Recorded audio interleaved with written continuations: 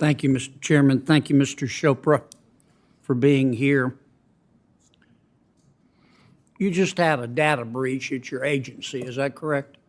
We have an insider threat that transferred on an unauthorized basis some emails to their personal email account. And you were in charge when this happened? Of course, yes. Okay. And this wasn't an attack from outside your agency. It came from inside of your agency. Is that correct? That's right. Our systems were not penetrated. It was not a hack in that way, but we had an employee who worked for us who sent those emails. The data for 256,000 consumers was breached. Is that correct? Yeah, we looked through the emails. But is my number correct? I believe that's right. Yes, but it was not their.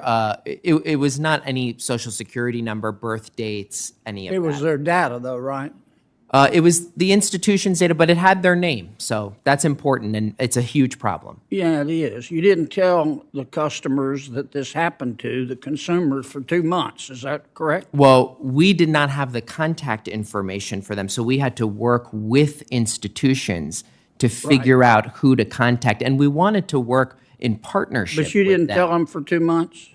Well, is that correct? We started the notifications, I believe, last month, but again, we did not know the contact information for them. All we had was certain data elements, and we followed the cybersecurity OMB guidance to make sure that you can understand, can you not, why consumers might be a little concerned about you having their information.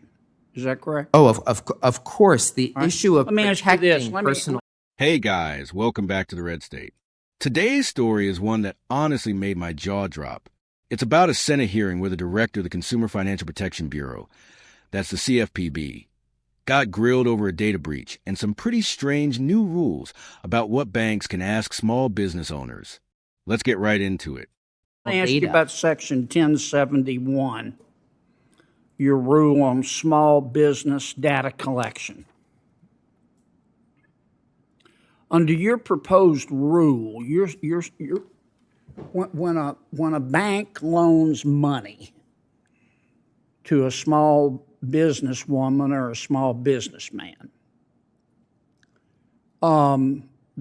you would require the bank to ask that customer first about the customer's race. Is that right? So just to be clear, the proposal you reference, that has been changed since and is now into the final. The congressional requirement, and we are under court order, requires race. Don't filibuster me, Mr. No, it does require race. Just answer my questions, okay? Is your rule going to require banks to ask the customer about their race? So that is in this. No? That is in the statute. And about their race, or is your rule going to require the bank to ask the customer about their ethnicity?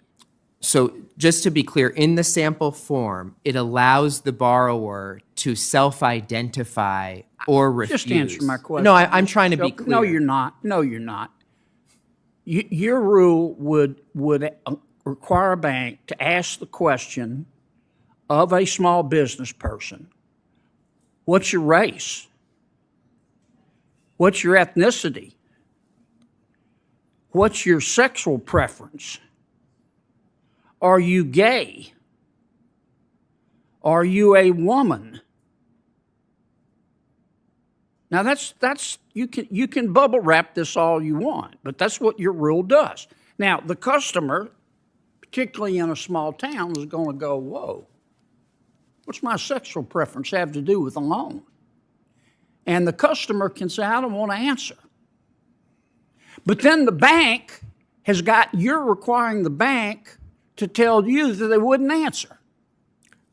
And all of this data is going to go to your agency. And we don't have the slightest idea how you're going to use it, except you say you're going to publish it. Well, we will not get any names at all. But you're going to have data sets so that it's possible. You can't tell me it's not possible to have this information known. Why do you want all this I information? don't. Why do you want to know what a small business woman's sexual preference is? Okay, that's a mischaracterization. No, it's not. Of it. Yeah, it is. We No, have it's not. congressional objectives. No, it's We not. had to implement it. People can self-identify. There is no personal. Why do you information want to know what a small business woman, let's say in a town of 20,000 people, going to her local bank to borrow money? Why do you want to know what her sexual preference is? What business is that of yours? We sought to implement what the What congressional business requirements is that of are. yours? What a small businesswoman does in her bedroom? Who Again, appointed you Pope?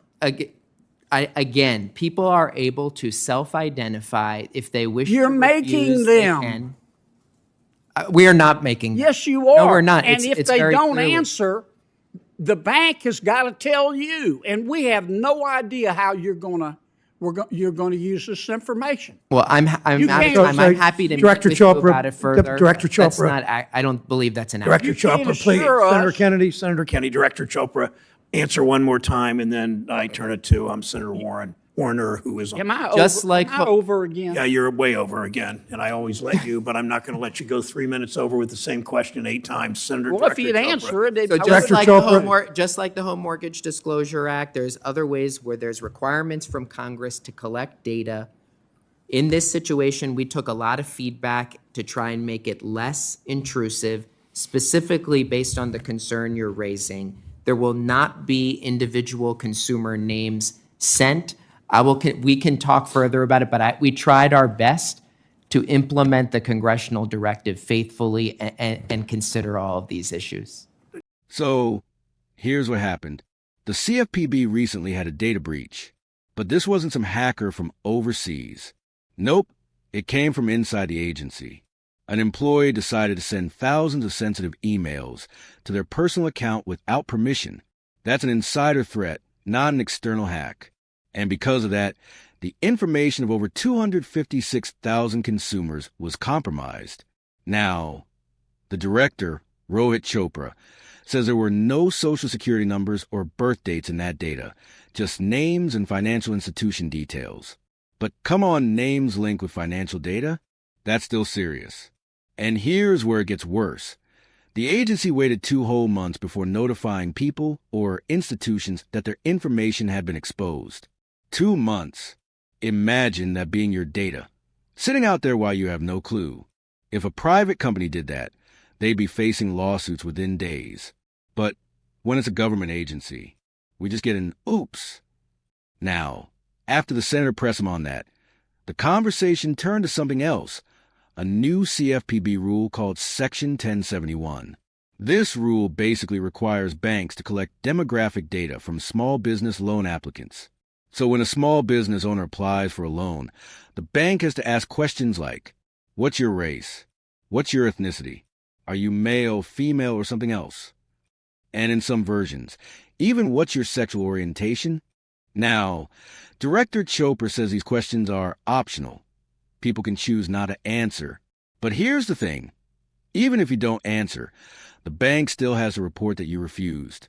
So basically, you can opt out, but your opt-out becomes data too. That's where a lot of people, myself included, start saying, hold up, why is the government collecting this kind of information in the first place? The idea is to track discrimination in small business lending. And okay, that sounds good in theory. But if the same agency can't keep its own data secure, how can anyone trust them to handle even more sensitive information? And let's be honest, if you're in a small town, sitting across from your local banker, and they suddenly have to ask about your gender or sexual orientation just to process your loan, that's uncomfortable. It's awkward. And it's not clear how that actually helps protect anyone from discrimination. This all boils down to one big issue: trust. If government agencies keep losing control of data, why should we let them collect even more of it? I'm all for fairness and equal opportunity. We all are, but we've got to find a smarter way to do it. One that doesn't involve collecting personal details that could easily end up in the wrong hands. Because at the end of the day, privacy isn't a partisan issue. It's a human issue. Once your data is out there, it's gone.